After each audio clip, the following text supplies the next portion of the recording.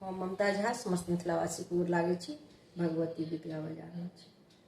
काली काले कारबई गो हरिया कनी सुनबै मैया।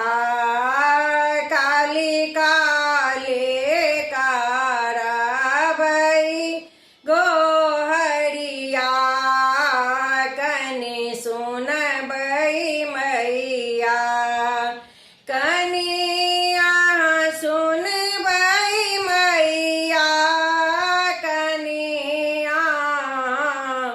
सुनबै मैया। काली काले कारबई गो हरिया कनी सुनबै मैया। कै कोस काली मैया कै कोस भैरव भैया।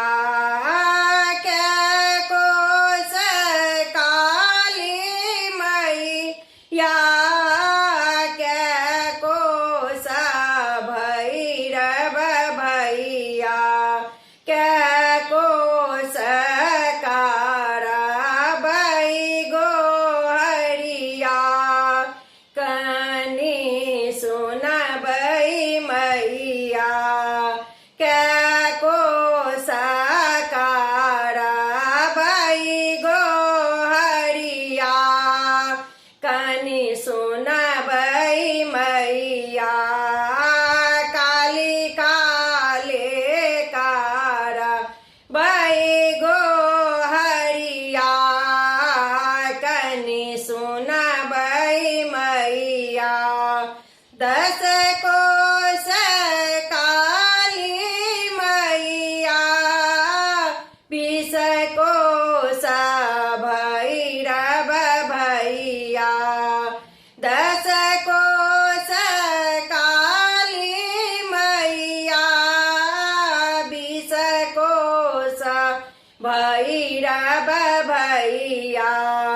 30 कोस कारबई गो हरिया कनी सुनबै मैया। 30 कोस कारबई गो हरिया कनी सुनबै मैया।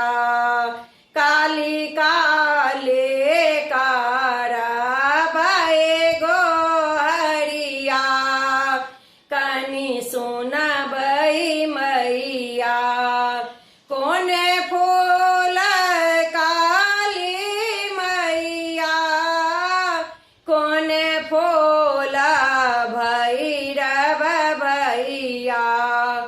कोन फूल काली मैया कोन फूल भैरव भैया। कोन फूल कारबई गो हरिया कनी सुनबै मैया। कोन फूल कारबई गो हरिया कनी सुनबै मैया। काली काले कारबई गो हरिया कनी सुनबै मैया। लाले